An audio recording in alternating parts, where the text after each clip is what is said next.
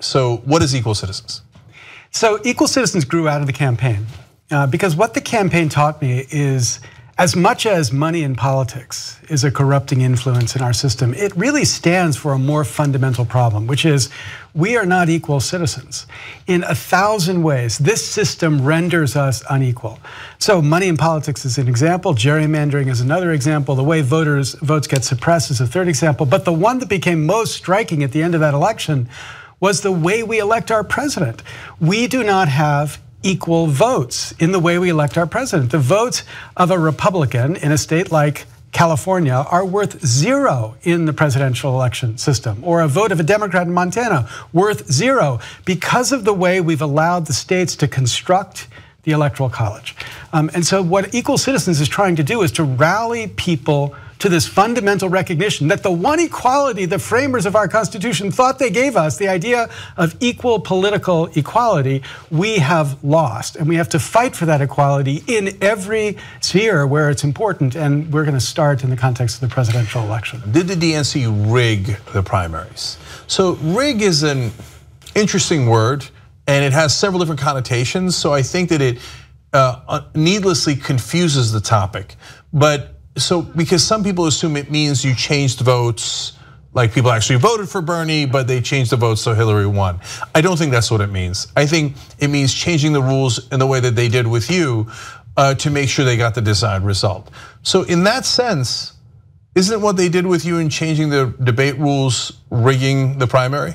Yeah, I mean, plainly. And a lot of people, it turns out that the FEC has rules about this, and the rule is you're not allowed to change the rules. And the FEC has a specific regulation that bans what they did.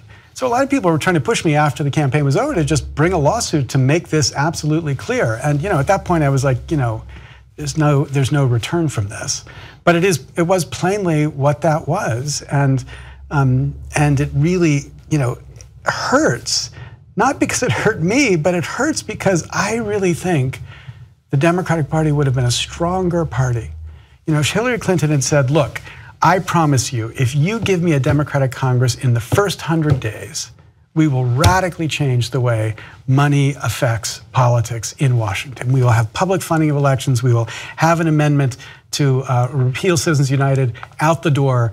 Give me a Republican Congress and we'll get that. Then it would have been not just those people who wanted to see Hillary Clinton elected, who would have been out there fighting to make sure she was elected. It would have been all those other people who are so frustrated, including Republicans. There was an amazing study done at the University of Maryland in the middle of the last election, July of 2016, where they surveyed people about attitudes. It was a huge survey, like 3,000 people surveyed. And what they found was on these issues, America has never been more angry, never been more passionate. And there is no difference between right wing and left wing on these issues. You take, do corporations have too much power in the political system? 91% of Democrats, 90% of Republicans.